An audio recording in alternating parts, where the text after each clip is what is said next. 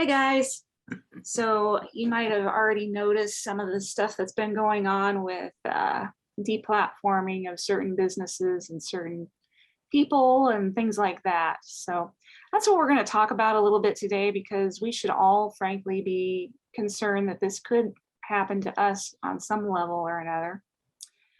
So I've been thinking about this for several weeks, maybe months. I'm not even sure. Well, probably longer than that, because I got kicked off of MailChimp a long time ago. So I've learned a little bit about staying a lot lighter and more fluid and ready to move on when I need to move on, and how and what ways I can go about that in all of these different areas. I don't know if you need it said to you, but if you're only on one platform, then that's a problem. Don't be only on Etsy, don't be only on Amazon, things like that. Ideally, you want your own website, but even that can be a problem, as you've seen with Mike Lindell and the MyPillow thing. Your web host can kick you off. So you want to make sure that you can actually export your website and take it somewhere that will have you. And I'm a little bit stuck there. I can export and I can upload, and it'll probably take me a day to get back up, but it won't be the same. If you are building on something like WordPress.org, then you are very fluid. You can take that and move it to whatever hosting you need to. So right now we are really recommending that people be on WordPress.org, not .com.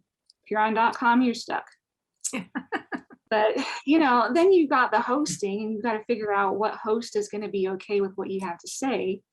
And you can read the terms and conditions when you sign up. There's tons of them that say they won't allow gambling or porn, and that's all well and good, but what else are they saying? What else don't they want? And that can change at any time,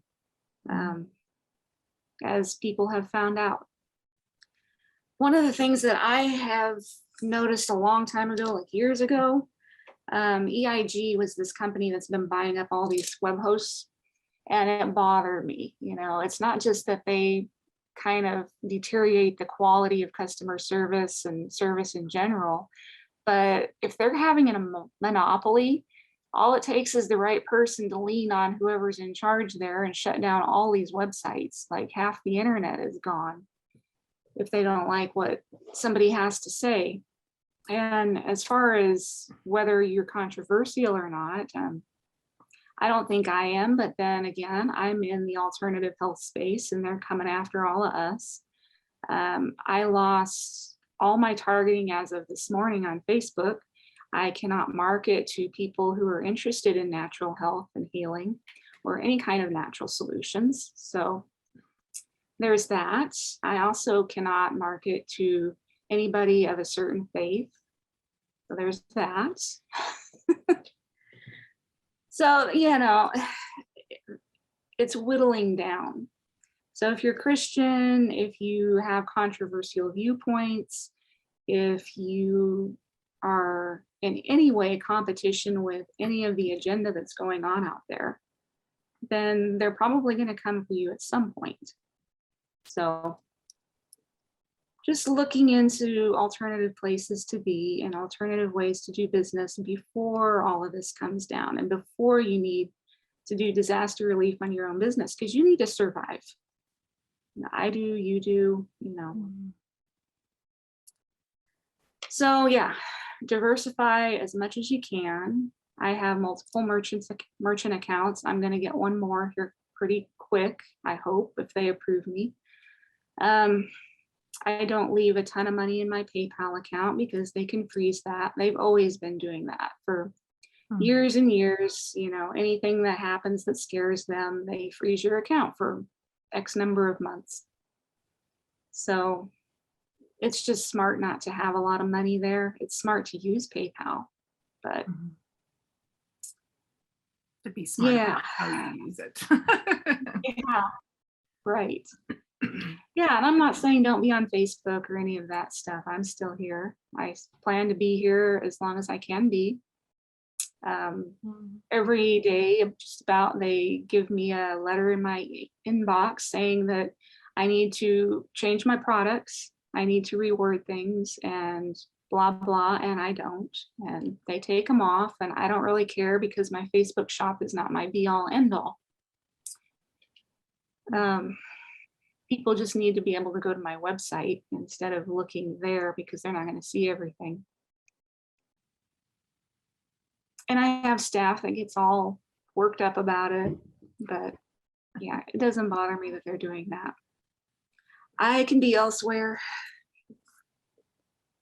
The other thing is not just your web hosting, but your domain names. See, it used to be that if you bought through an accredited registrar, then you own the domain name, not your web host. So you can be fluid and mobile with that more so than if you just accepted your web host's offer of a free domain name and you were happy. So I have one domain through GoDaddy, which I got before I knew better. And then I have several through Namecheap. And both of those are deplatforming people right now. So I looked up the Who Is domain search on mypillow.com, and that is through GoDaddy. And what I'm seeing on here is that he cannot renew the domain, he cannot transfer the domain, he cannot update the domain, and he cannot delete the domain. I don't know why he'd want to delete it, but basically he can't do anything. So hopefully he has a bunch of friends ready to hop on that when it comes up for renewal, so that it doesn't go to the wrong hands. And I don't even know if they'd let that happen, but yeah.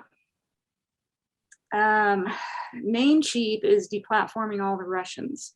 So this is not just like Russians in high places. This is anybody in Russia that has any kind of a business with Namecheap. The thing about Namecheap is that they are at least letting them transfer the domain to somewhere else. So they're giving them the option of, you know, they just don't want to be responsible, basically, maybe, I don't know. So I don't really have an answer for what's safe as far as web hosting or a domain registrar. I know it isn't GoDaddy. So we want to be building our own email list and having most of our business take place on our own website. And when I say build your own email list, I wouldn't recommend Web or MailChimp because I got kicked off. Well, I didn't get kicked off. Another friend of mine did get kicked off. For me, what happens most of the time is I don't get kicked off of things. They just make it very inhospitable for me to keep operating there. Like I get restricted more and more and more and more. Or they start just messing with things, which is what happened with MailChimp. And then, you know, customer service is just like, if you don't like it, leave. So I packed up and left, which has been a really great move for me. I needed that actually. So yeah. You can look at it that way.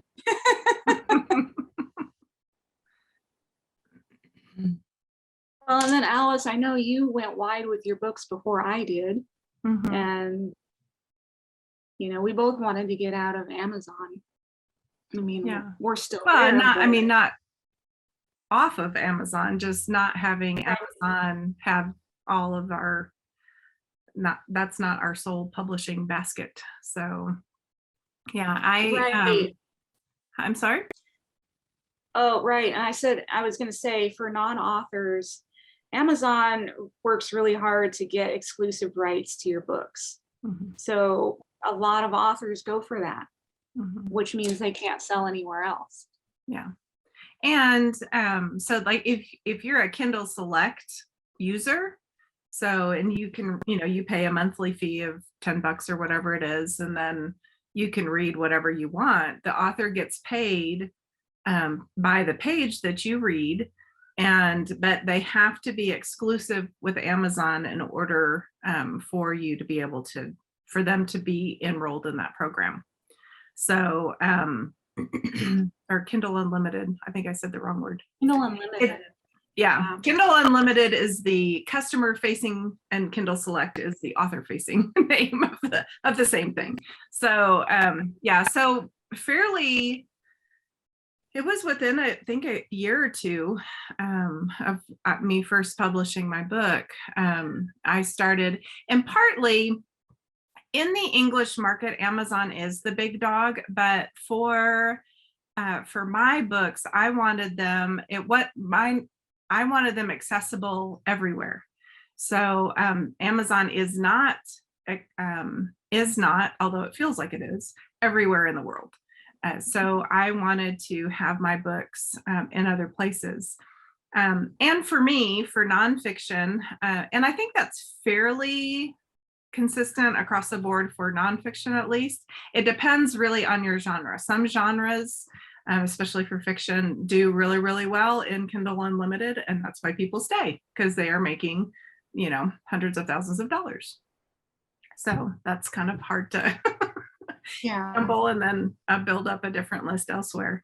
But I found that I actually had better sales once I got off of Kindle Unlimited, because people that's not how they read them. They wanted to purchase them anyway. So, and that's the main difference. So you can't get my books through Kindle Unlimited. You can't read for free, but you can still buy them on Kindle. So, but yeah, and I currently have my books through Publish Drive, and well, we probably don't need to get into the weeds, but everywhere I could go, I did go. So that's, and my sales aren't great in other places, but I also don't market to them. So that's, but part of, that's just, I wanted them accessible. I wasn't that concerned about having the sales at this point, and that's still pretty primarily where I am. So I'm not hardcore marketing. So, and on some platforms, you can't as an author really market necessarily. So you have to market through other channels and then let people know. And with all the changes in Facebook, you used to be able to target like Kobo readers or readers on other platforms. And I don't know, I haven't checked into that recently to see if that's still a thing. So I've been focusing a lot more just with all the changes on getting people to my site. So where you can also, or sites plural, depending on which books, but so still want them available. You're actually selling onto the website. Mm-hmm. Yeah. Books, yeah. And that's not something most authors do, but yeah. And my books have always been a part of my greater business, so it makes a lot more sense for me to do it that way. And it wasn't like I had to learn a whole bunch of different tools or whatever, because I already had WooCommerce, and so there were just a couple of things to kind of increase the security of that, but it wasn't a big change for me versus somebody else. If all you've ever done is sell on Amazon and now you're going to go elsewhere and set up a website, and that can be a lot. So, and there are easier, like not that. Yeah, no. I mean, compared to getting into the e-commerce for real. Yeah. Well, because I do mine through WooCommerce now, partly just to simplify things, but you can do, oh, I just lost it.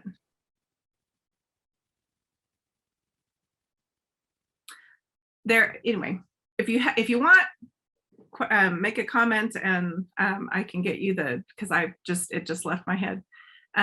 You can, and I used that at first. So there's a platform that you can upload, and it's like your storefront, and it's actually really handy because it does handle all of your taxes and all that kind of stuff, and it submits them for you. So especially if you're new to that would be a good first step. PayHip, yes, thank you. I think it was pirate ship, and I'm like, yeah, that's not the right thing. We like pirate ship too. Yeah, I do have pirate ship, but that's for a whole other thing. Right. But you'll need So, that if you're going to sell books. yeah. Well, and we do recommend pirate ship if Paper. you're going to be shipping the physical copies. That's what I use it's a shipping platform for. Right. But yeah, PayHip, and then you can also use BookFunnel, integrates with PayHip, and they take care of all any customer service issues and stuff like that. So Joanna Penn is a big, well-known author in indie circles, and she that's what she does for all of her things. So, but she primarily just has books that she's selling. So for me, I have other things that I'm selling as well, and so that felt complicated to have to, if you wanted to buy several different things from me, to have it go through different places. Yeah. So that's confusing for people. That's me too. I sell various things, so including the books. Yeah. And you're on BigCommerce, so which is a different platform to. Right. Yeah. So. Yeah. And it's probably the more free, not free as in inexpensive, but freedom loving, because at least they will accept a lot more various different things that other e-commerce platforms won't accept. So I hope I'm in the right place for that. Yeah. But yeah, I was going to say with the Amazon, my impetus to get off of there was I was asking God about it. And what I heard was empires will fall. That to me is not just Amazon, but, another reason to diversify. Even if you don't get deplatformed, are they going to be viable in the long term? Well, just like, I was never on MySpace, but, MySpace was like the thing. Everybody was there, supposedly. And it's completely gone. So, yeah, your individual platforms, even if they don't decide they don't like you in particular, they may no longer be functioning. So, and, Amazon is getting to where it is so big that it's a little nerve-wracking, just because, if it starts wobbling, then, it's going to be fairly catastrophic. I think even Bezos was saying that it wasn't going to, be that forever. Yeah. It was inevitable. And that's just part of technology, I think, too. It's always growing and changing. So even if Amazon is, because like the first, I think, actual was Smashwords was the first platform that you could actually sell to readers on. And it's still around. My books are still there, but it's not super effective any longer because Amazon's overtaken it. So there may be something else that comes up and overtakes Amazon. There's interesting kind of things happening within the NFT space for books. So there's stuff just changes. So I think that's just part of, I think, both Seneca and I's core values is to be flexible, to be able to do and to move and to go wherever we feel like God is telling us to go. So that's part of a consideration as well, to diversify what you're doing and how you're doing it. So you can. That's one of the things with a big business like Amazon is it's a lot harder for them to pivot than it is for a little guy. So yeah, they have the money to do it. They just, that much infrastructure to tear it down and rebuild it. Yeah, it's inconceivable to me. Yeah. So we just, we can turn on a dime. yeah. And that's like, for me to basically pivot and go from Amazon exclusive to wide was, there's more steps that I go through when I upload a book, but it was real easy. It was not a big hassle or deal to do. So at most it's going to take 90 days though. Yeah. Although sometimes if you've been on a while, you can email them and ask them to kick you out sooner or allow you to leave sooner. But yeah. if you are an author and you are in Kindle Select now, that contract renews every 90 days. So basically what I did is I just deselected the box and I made note of the date when that ended, that term ended. And then that's after the day after it ended. Well, probably not the day after. I don't tend to usually that, that Johnny on the spot with stuff, but I was not that. yeah. But shortly thereafter, then I could upload my books elsewhere. So that's a very easy. It's just one tick box on your back end in Amazon. So if you're a new author, I still do recommend that you start there because it's easy. Just go to Amazon. It is the biggest dog currently, even if you plan to move elsewhere. But just to kind of simplify your overwhelm. So I think that probably should be part of the conversation here as well. Don't try and do all of this all at once. Just start thinking about where you're wanting to go, how you can diversify, and start doing one thing at a time. So you don't get overwhelmed and then, don't end up doing anything or giving up entirely or whatever. We don't want you to do that. Yeah.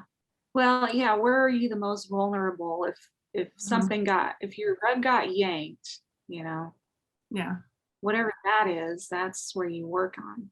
Mm-hmm.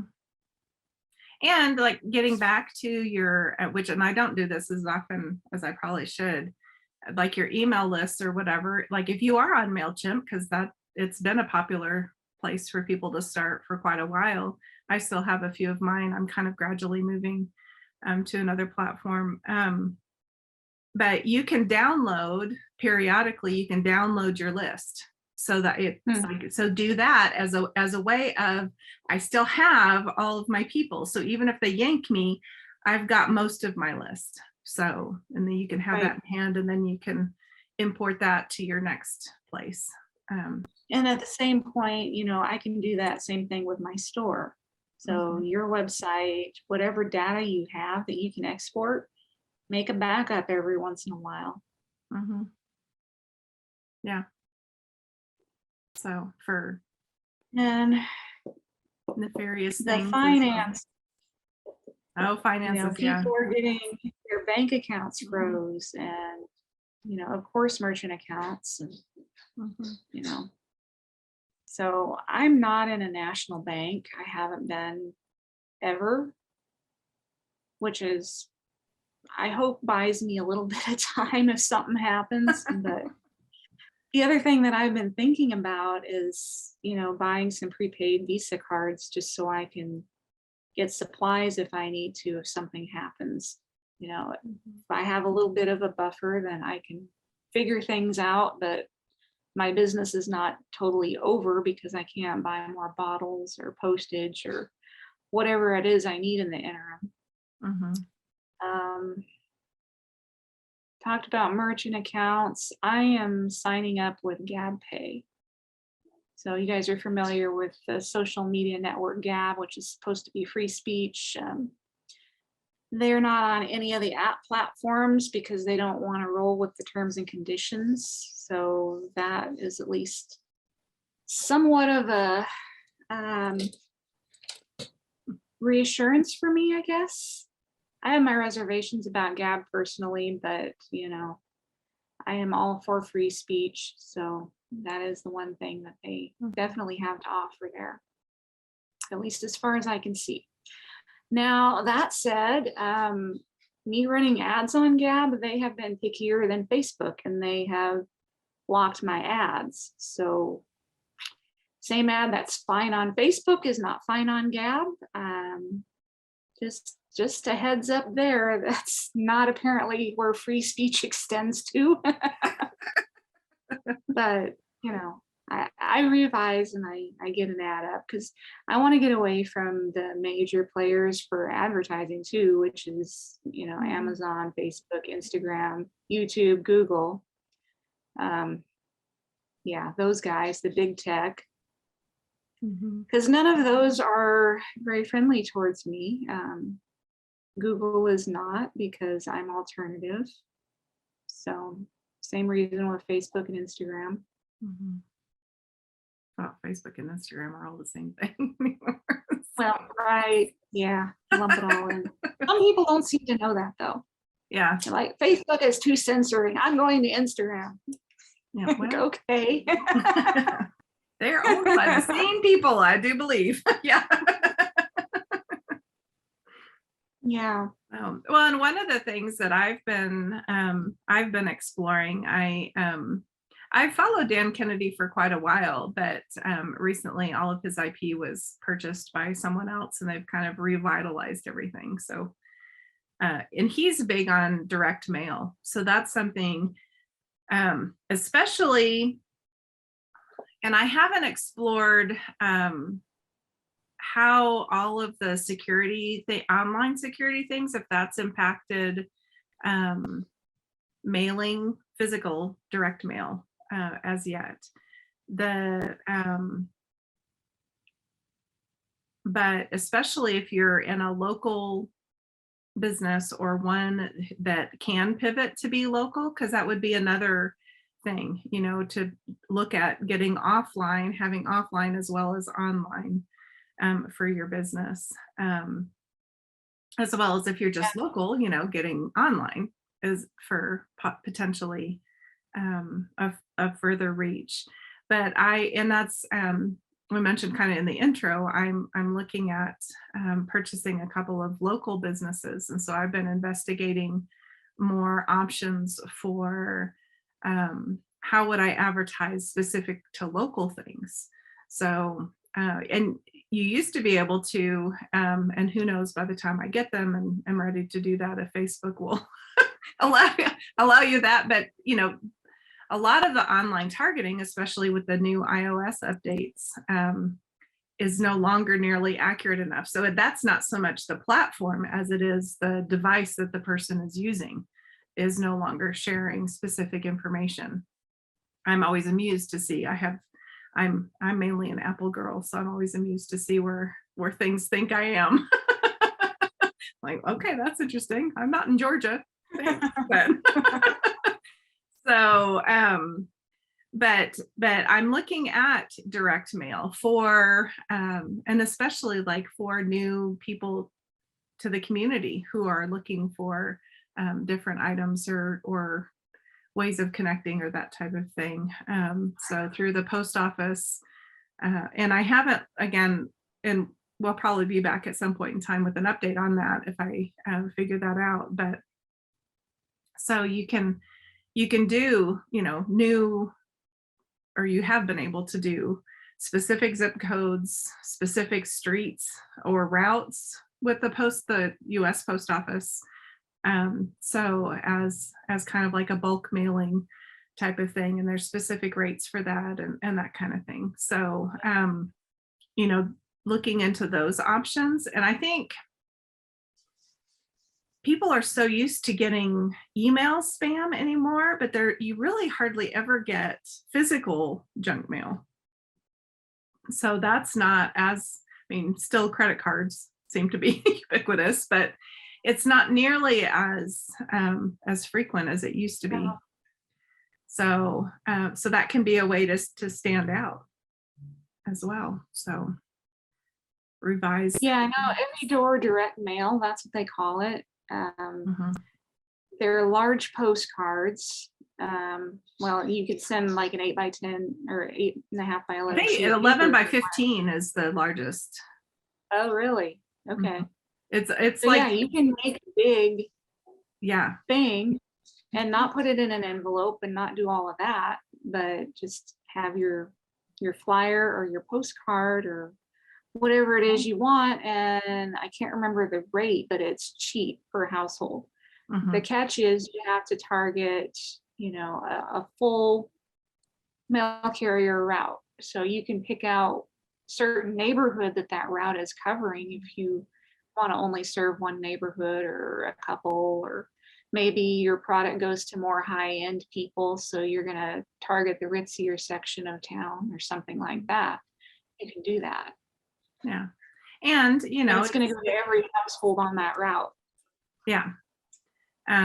So but you can also visually do a visual check. You can drive by and see, oh, okay, these are rent controlled apartments, probably not, a good fit for my high-end jewelry business, although maybe, you never know. But, you can kind of see, you can do a visual check if they appear to be your kind of people or not. So, and I haven't investigated this, so I don't have updated information. But there are list brokers that have mailing lists that you can, Dan Kennedy said that you can get extraordinarily specific, or you used to be able to. So a lot of his content is older, so I don't know if those specifics are still available. I don't know with a lot of the security updates, but if you've got a locally focused business, or one that could do well focused locally, then you might want to look into. Yeah, we've gotten really lazy, I think, as marketers, because online has been so easy. You just push buttons and that's all you got to do. Well, it is hard, but you don't have to get out there, So now we're rolling back to an earlier era where, it was direct mail and radio and local events and, showing up at places. Yeah. Yeah. So, and I think that there's, I think just from a consumer perspective, there's a pivot back to really liking that. And I think with the pandemic and all of that, there's a lot larger push towards supporting local businesses. So I think that's, that can be definitely in our benefit if that applies. So, and even if it's something that, isn't necessarily local, you still are local to them. So they, want to keep people in their area working well. So. Yeah, so local networking and all the local events, if you can get a group together and be a speaker, things like that. The other thing I was thinking of was like affiliate marketing and referral marketing. That does not depend on any kind of online targeting. It's really cheap. It's kind of difficult to make it work well. There's some certain circumstances it won't work, but it works for me. So those are some other ideas. Yep. Trying to think what else. We are still figuring all this out, obviously. So we're looking forward to getting more ideas and more diversification going. And we'll be back if we find something that we're like, hey, this is really fantastic, y'all should look into it, then we will definitely let you know. So yep. So Alice and I are doing this business coaching called Supernatural Business, and you can actually go over to supernaturalbiz.com, and we have a little 5-day challenge on there, which will, if you're trying to get your business going, that'll be a really good, comprehensive, crammed a lot into 5 days for you. It'll be a definite boost. If you don't want to do the class, there is a book on Amazon or other retailers, obviously, since we just talked about how wide we are with books. So you can either do the book or the class. But if you do the class, you get to listen to us talk and see our sunny little faces. All righty. So we look forward to seeing y'all next week.